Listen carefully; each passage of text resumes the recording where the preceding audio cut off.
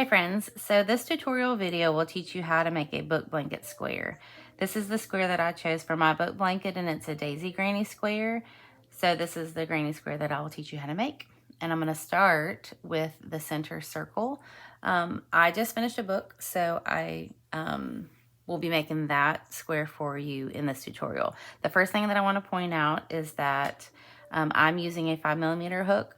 It doesn't matter what size hook you use, just make sure that the hook that you use to make your first square is the same hook that you use, or the same size, not the same hook, but make sure it's the same size hook that you use throughout all of your squares so that when you're finished, all of your squares will line up and go together nicely.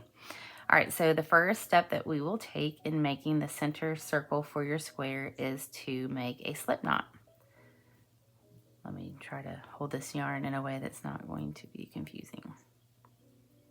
Okay, so looping around and making a slip knot and chaining 4.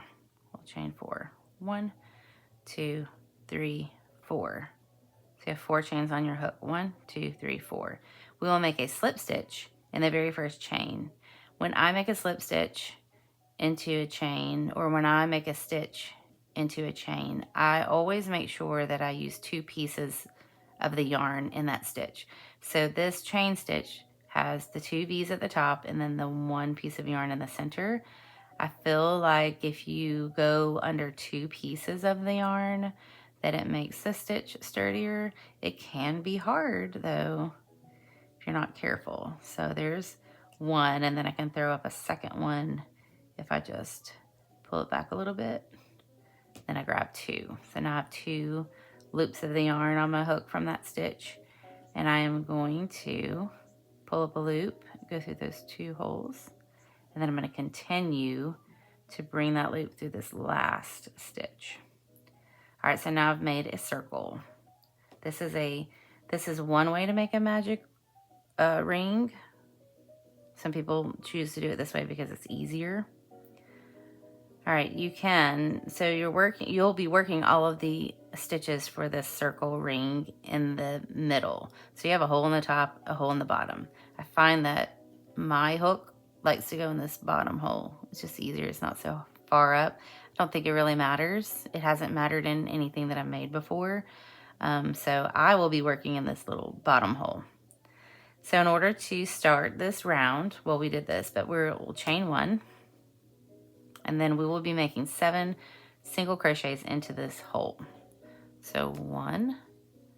Now when I'm making these stitches, I'm making sure that my yarn tail, I'm going to work over my stitches and the yarn tail to secure it so that I don't, we don't want it to fall out at the end. And this chain that we made at the beginning will act as one of our stitches. So there's one single crochet.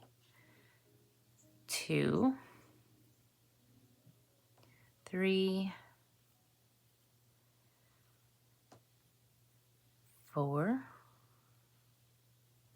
5, 6, and 7.